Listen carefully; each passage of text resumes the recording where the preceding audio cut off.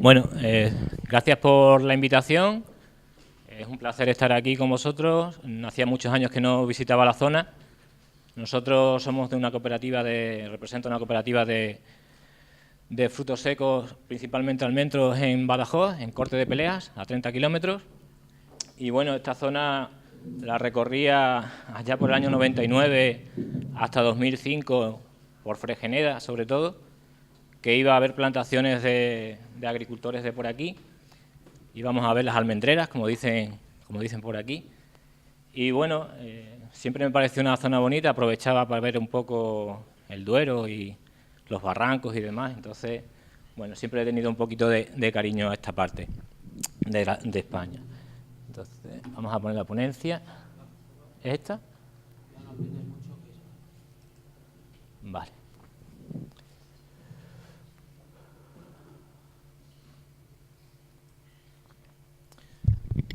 En el cultivo del almendro desde el año 99 para acá han cambiado muchas cosas. Cuando empezamos a trabajar con el cultivo y empecé como técnico en la empresa, prácticamente en muchos sitios no se hacía ningún tratamiento. A lo largo de los años hemos visto, por la experiencia personal, que el cultivo ha ido al alza, los tratamientos han ido al alza, incluso se ve que si el precio es superior a un año, llama más gente para ver con qué trato, con qué no trato, qué hago, qué no hago. Llama más gente para plantar, cómo planto, cómo no planto y sobre todo, por supuesto, los últimos años. Mucha gente ha pensado que, bueno, como el cultivo ha estado al alza y los precios son buenos y todo el mundo está poniendo, pues ha pensado que todos los terrenos son buenos para el cultivo y no es así. Hay zonas mejores, zonas peores, zonas que dan, y de eso podéis ver en internet muchas veces, producciones de 2.000 kilos de pipa por hectárea en zonas y dices, bueno, pues si este produce 2.000, yo también voy a producir 2.000 en mi tierra.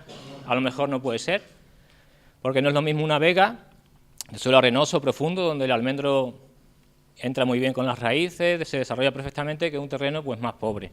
Entonces, en cuanto a agricultura ecológica, ocurre también un poco que en unos sitios se da mejor que en otros, porque las circunstancias ambientales de un sitio pueden propiciar mejor a que el cultivo se preste a la agricultura ecológica.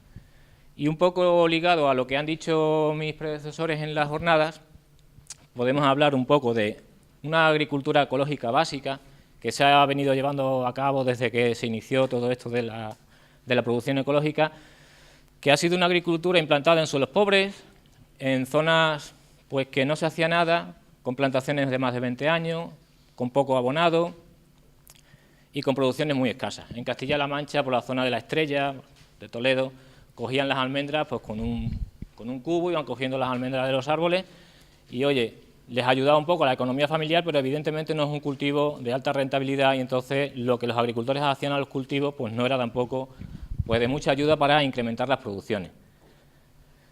Las variedades que hay todavía y que había antes en mayor medida que ahora, pues han sido, como se ha dicho también anteriormente, Marcona, Largueta, variedades comunas.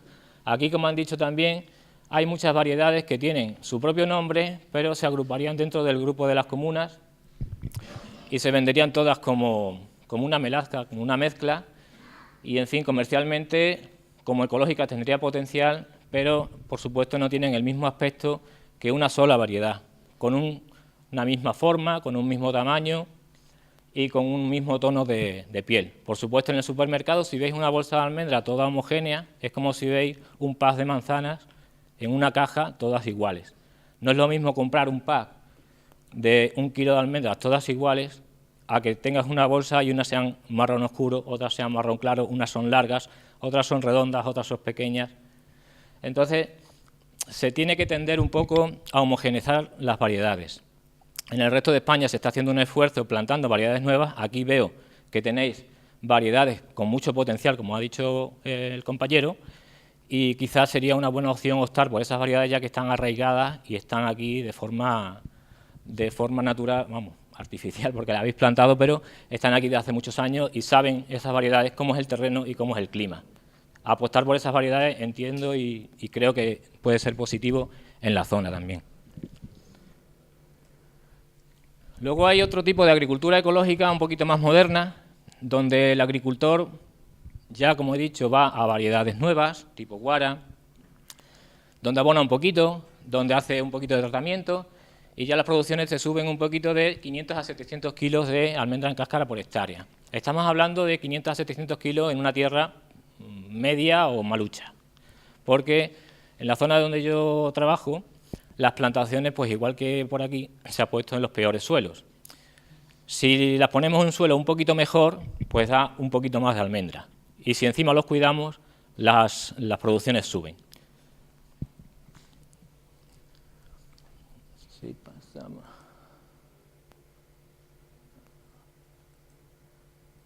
Vale. Por último ya entraríamos en una agricultura de precisión, ecológica, como ya se ha mencionado también, donde el agricultor está preparado para afrontar las dificultades que pueda encontrar en el campo, tiene apoyo técnico y tiene la intención, tiene el afán de que su plantación sea diferente, de que su plantación no sea una más y de que tenga una producción y un valor añadido importante. Entonces, en ese tipo de plantaciones, esta es de la parte de Garrovillas, en Cáceres. Me recuerda mucho a esta zona, porque en Garrovillas también hay poca población joven, hay también interés por algunos que son también jóvenes, pero que viven cerca del pueblo y quieren continuar con las explotaciones de los padres y lo que están optando es por hacer un arranque y nueva plantación. En este caso se hizo un arranque y nueva plantación con Belona, que es una variedad más tardía que Marcona, pero que tiene unas características organolépticas bastante apreciables. Se ponen también variedades de floración tardía como Guara, Laurán, algo de Penta, y de lo que se trata es de revitalizar la plantación y sacar un nuevo provecho al cultivo, porque las plantaciones antiguas, como se ha comentado, de 30, 40, 50 años, lo que le pasa a los árboles es que están ya demasiado envejecidos y no podemos conseguir mucho más de lo que nos están dando.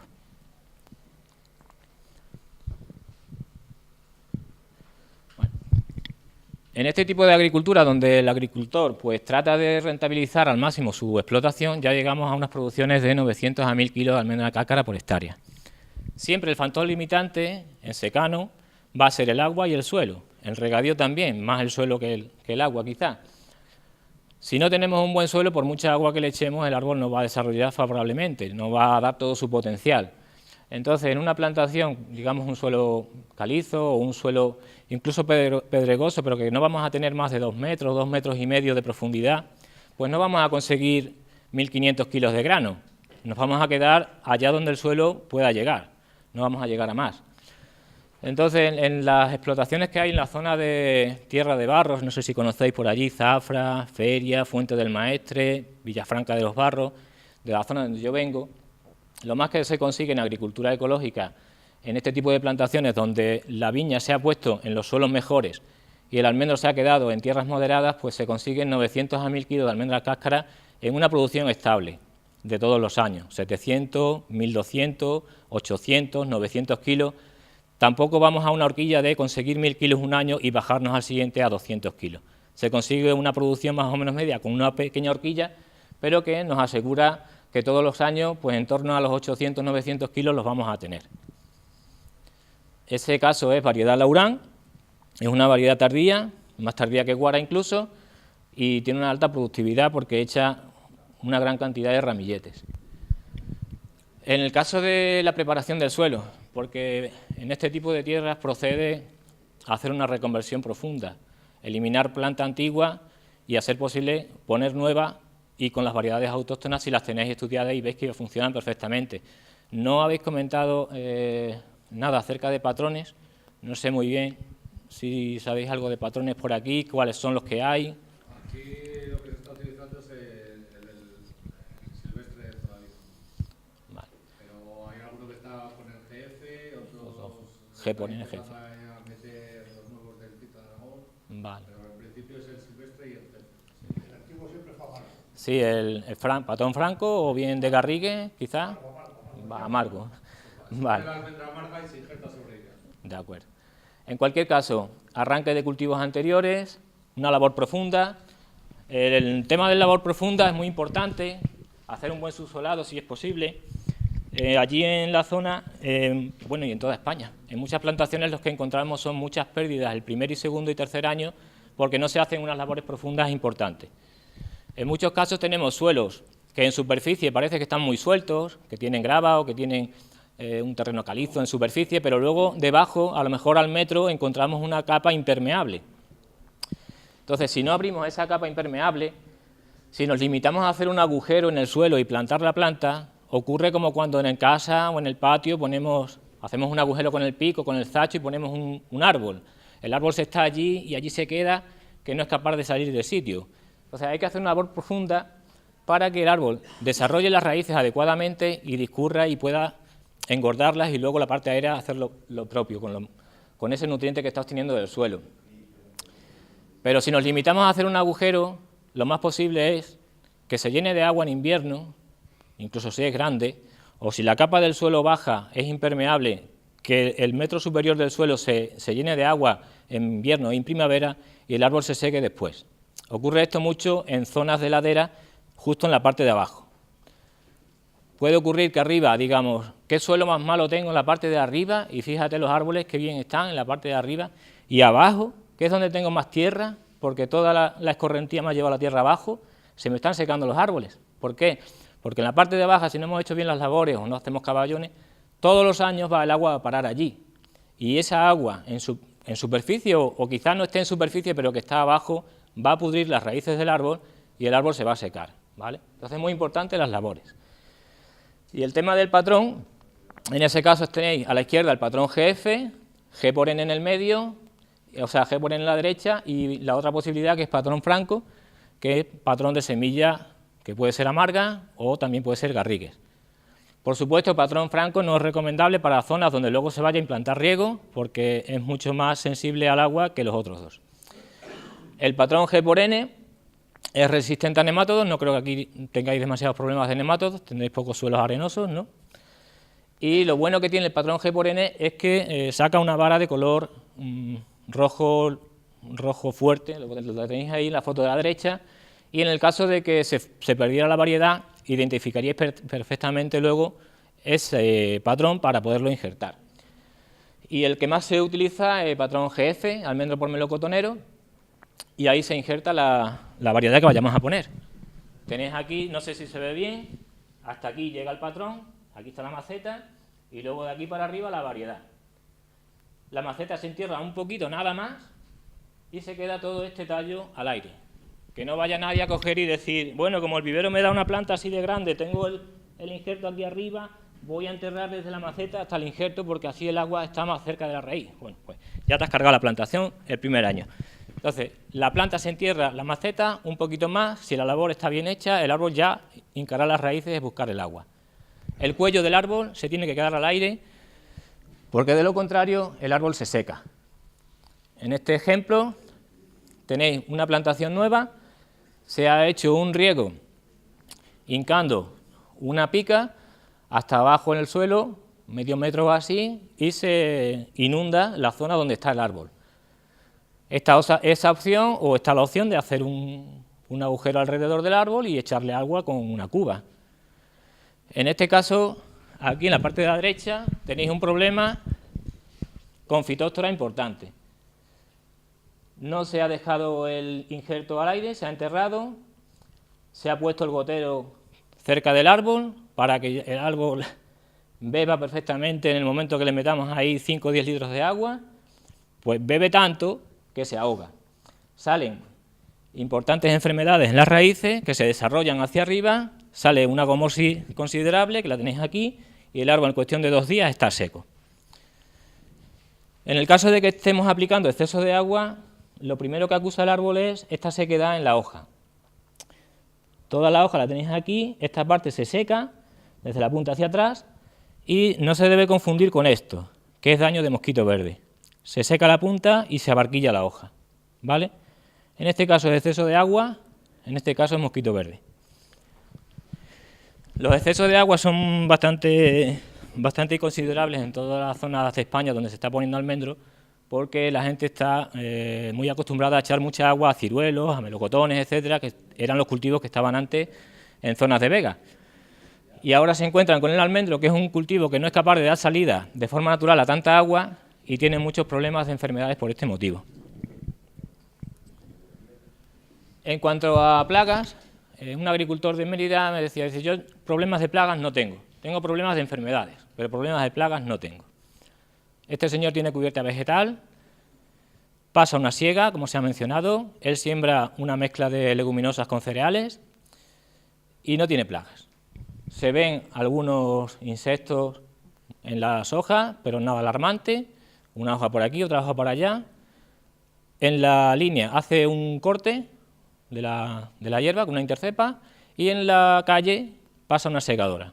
Esa hierba se incorpora al suelo y de esa manera aumenta la fauna útil en el cultivo, de forma que prácticamente no tiene que hacer tratamientos para plagas, solo para enfermedades.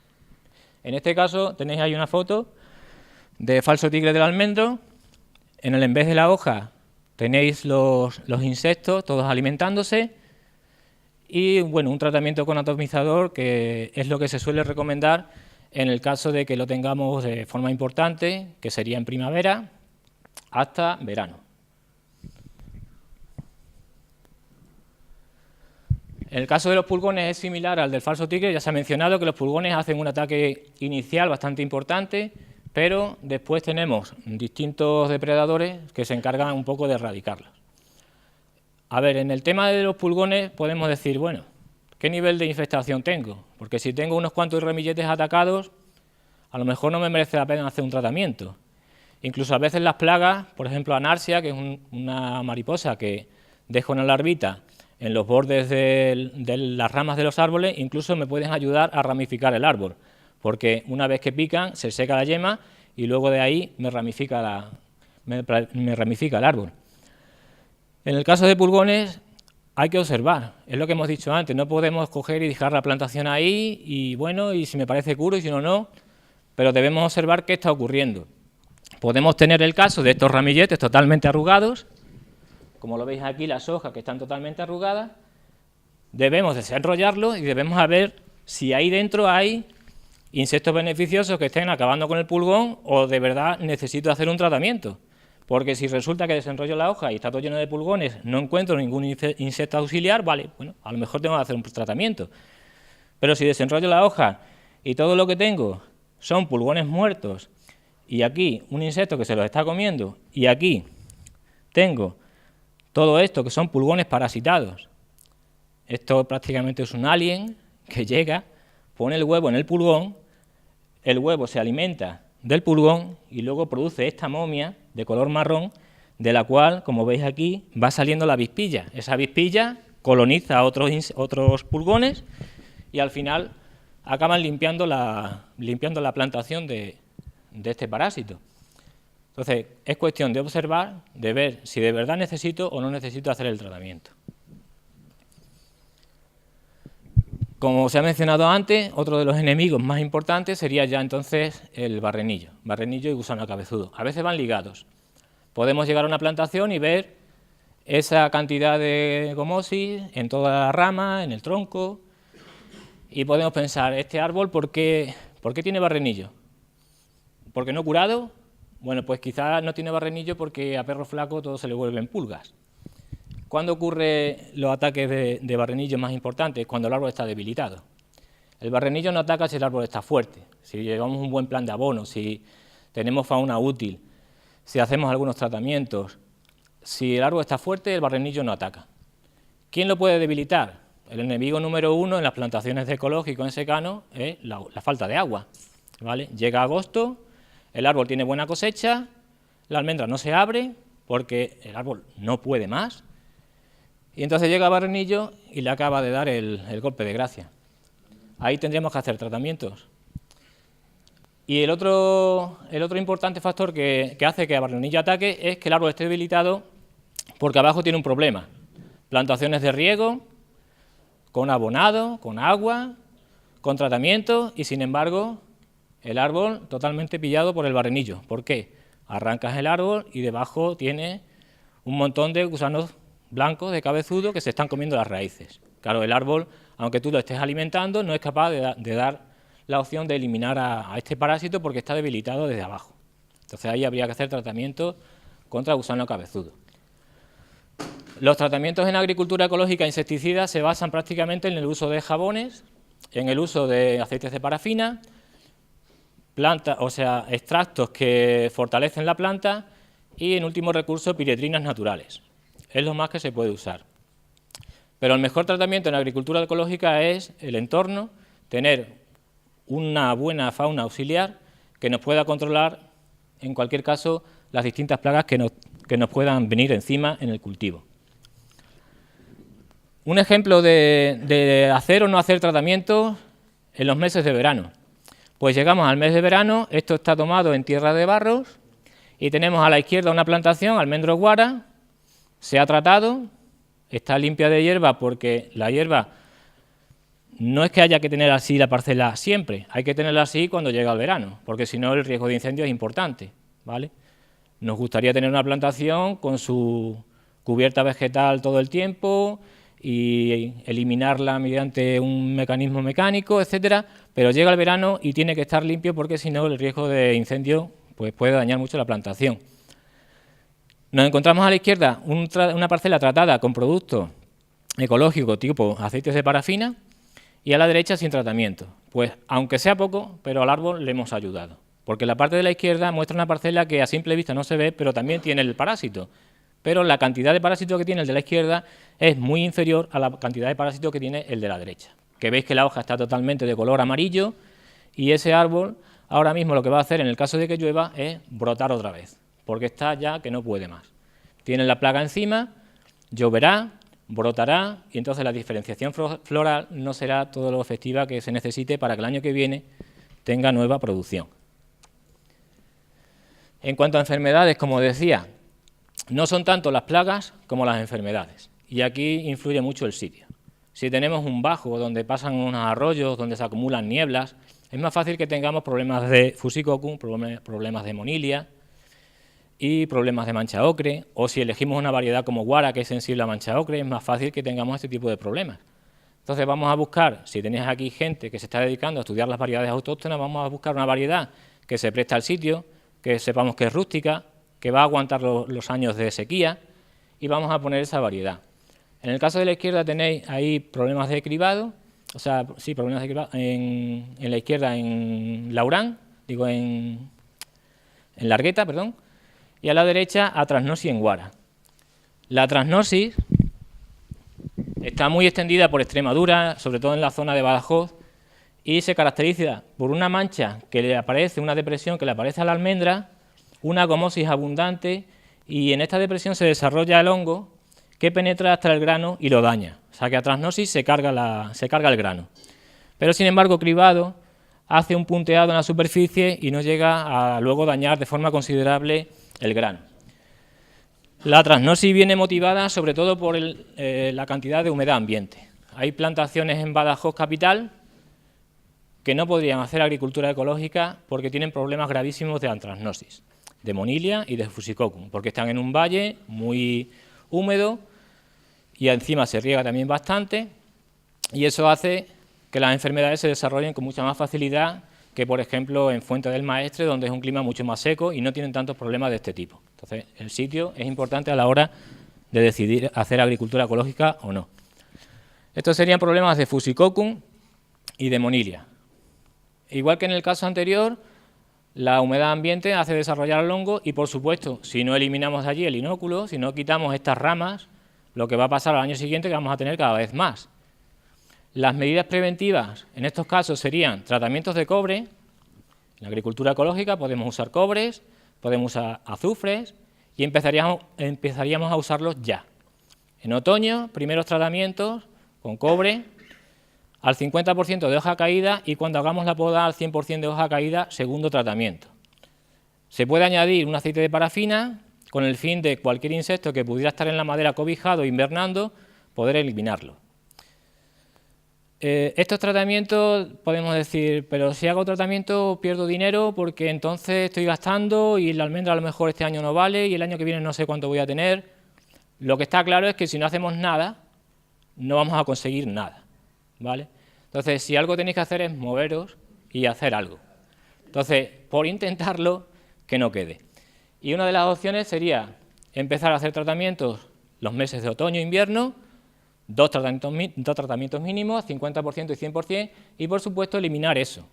Pero eso cuando se ve, eso se ve en primavera, porque cuando llega ya el invierno no se ve igual que cuando estás en primavera, ves toda la vegetación del árbol y ves perfectamente lo que está seco y lo que está verde. Entonces ahí eliminas, cortaríamos por la parte verde, cortaríamos por aquí, por la parte verde, y eliminaríamos eso de la plantación. Después de los tratamientos que hemos dicho de cobre en invierno, tendríamos tratamientos antes de floración, cuando está la yema hinchada. En ese momento se puede dar otro tratamiento de cobre con aceite de parafina y luego esperar la floración y el desarrollo del fruto, y a partir de ahí, en función de plagas y enfermedades que sobrevengan, pues seguir con tratamientos o no, en función de ya cada uno lo que considere. Yo creo que aquí, si conseguís producciones, las producciones que tengáis, sin casi hacer nada, yo creo que con hacer algo, yo creo que el árbol lo va a agradecer bastante. Por lo menos con estos tratamientos, el cobre siempre ha venido muy bien. Y luego, en el tema de que alguien quiera hacer plantaciones nuevas. Hemos dicho antes, hemos hablado de los patrones. Si ponéis regadío, por supuesto, olvidaros del patrón franco y pasad o bien al patrón de GF o G por N. Cualquiera de los dos es válido. GF es más resistente a caliza que G por N, eso sí.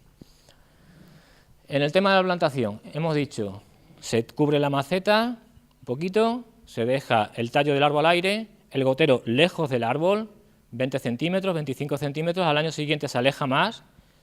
Empezamos con riegos moderados, 5 litros, 8 litros, vamos a ver qué es lo que la tierra es capaz de retener o no, porque hay gente que de primeras empieza echando 15 litros al árbol y se carga la plantación y sin embargo el vecino no se la carga. ¿Y por qué? Si yo le he echado 15 igual que ese, ¿por qué a ese le sobreviven los árboles y a mí no? Bueno, a lo mejor él tiene un suelo calizo, muy permeable, el agua la echa, se va, y yo tengo un suelo muy pesado, un suelo de estos colorados que aguantan mucho la humedad, la retienen mucho, que el árbol no es capaz de salir fácilmente del sitio donde lo hemos puesto, y entonces se asfixia. Así que, una vez que se pone la planta, se deja un poco desarrollar y se hace un despunte a unos 95 centímetros.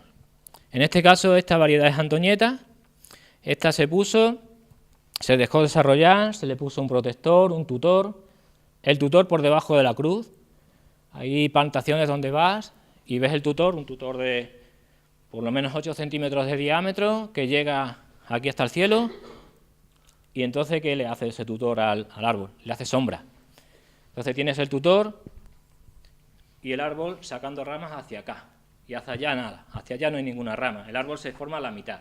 Entonces el tutor, intentar ponerlo por debajo de la cruz para que haya ramas que se desarrollen en todas las direcciones. Una vez que se dejó de desarrollar y alcanzó la altura, tened en cuenta que los viveros sirven plantas en muchas ocasiones bastante pequeñas y debemos de sacarlas adelante. Indicaros que hay dos momentos de puesta de la planta, otoño o luego ya febrero, marzo, abril. Personalmente me gusta más la época de febrero, marzo, abril porque así la planta, si te la dan demasiado pequeña, no tiene que soportar el invierno. Y en cualquier caso, dejarla desarrollar y una vez que alcanza la altura, pinzar arriba 95. La altura de 95 la indicamos porque luego preveemos coger con paraguas. Si pensáis que no vaya a coger con paraguas porque la zona no lo permite, etcétera, se puede perfectamente hacer una altura de 60 o de 70 centímetros, ¿vale? Para hacer la cruz. Y pinzamos las ramas laterales que quedan por debajo. No las cortamos del todo porque lo que intentamos es que el árbol haga tronco y haga raíz.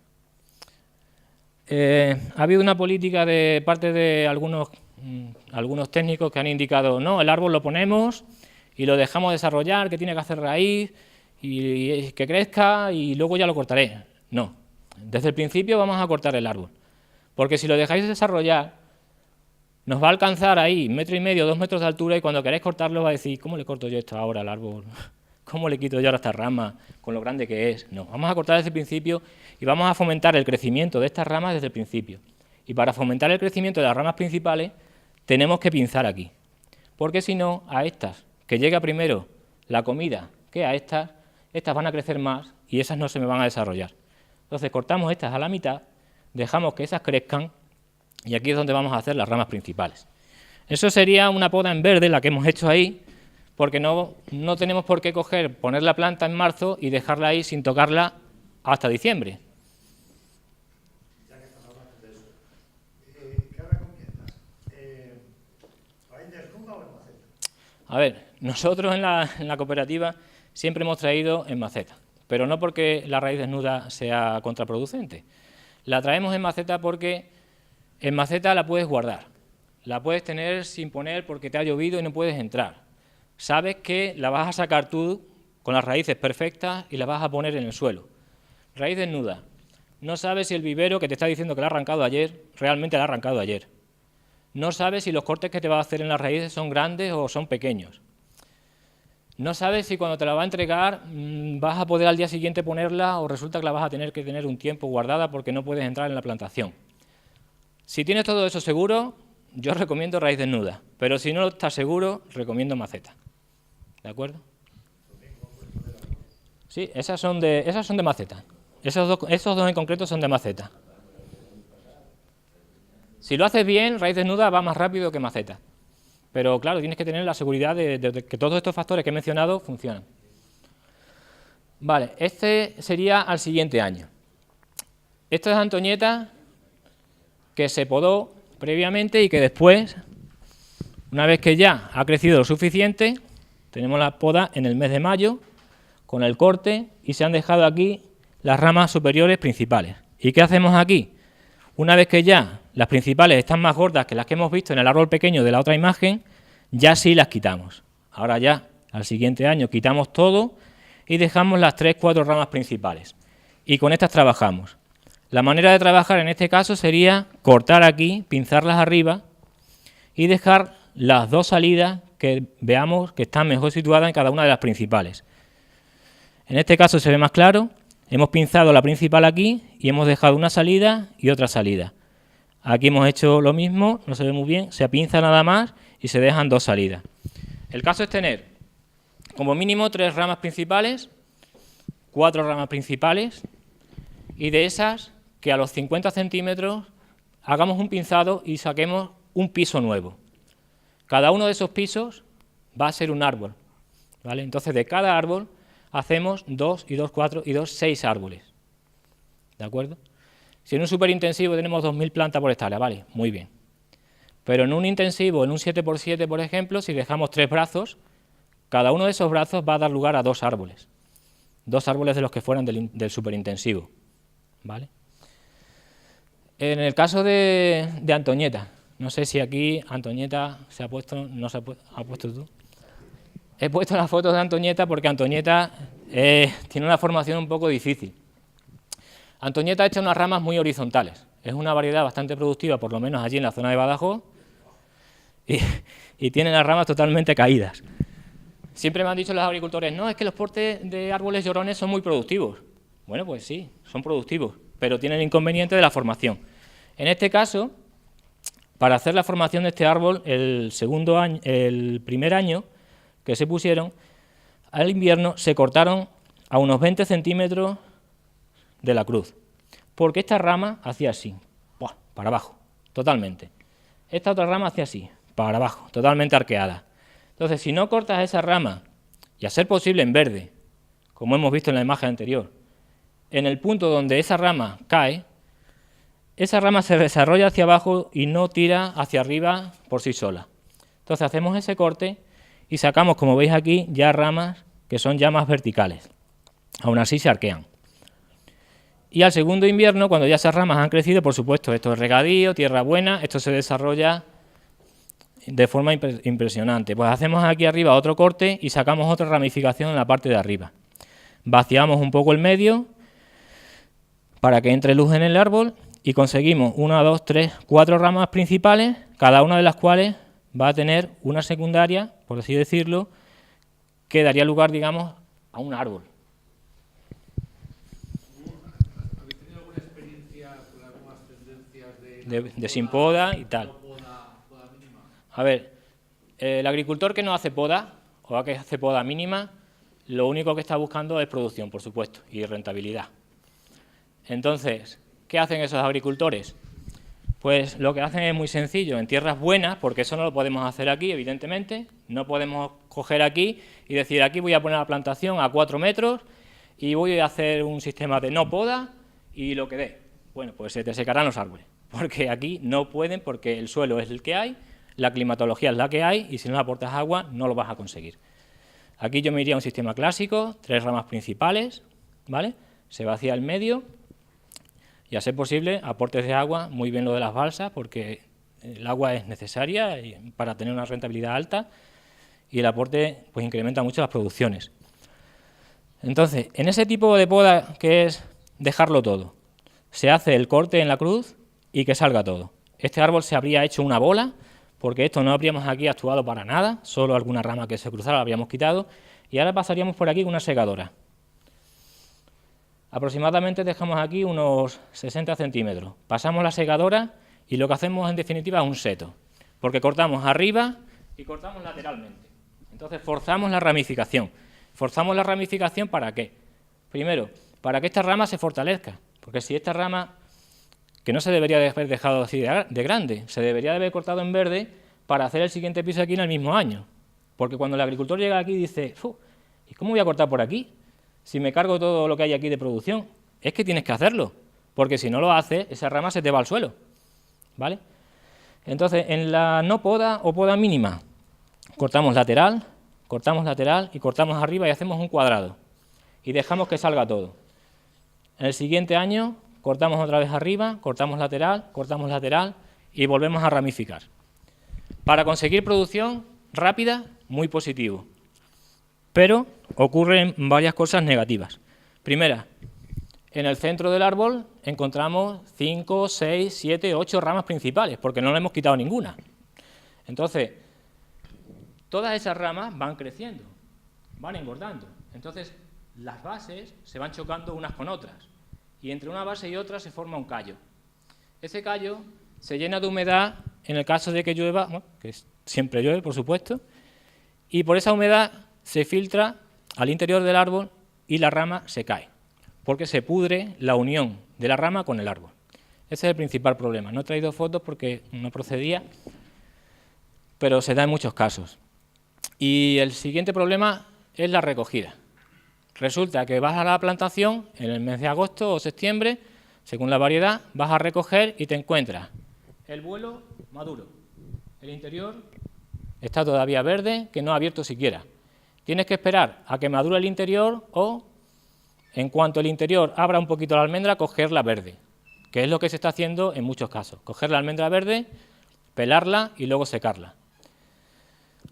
Variedad soleta, pues tenemos maduraciones muy tardías que nos llevan este año incluso a finales de septiembre y octubre, y esas maduraciones han propiciado que luego las tormentas en Extremadura hayan caído algo de almendra porque el agricultor o recogía todo en verde, o si se esperaba que madurara en condiciones, no iba a coger una parte bien y la otra parte mal.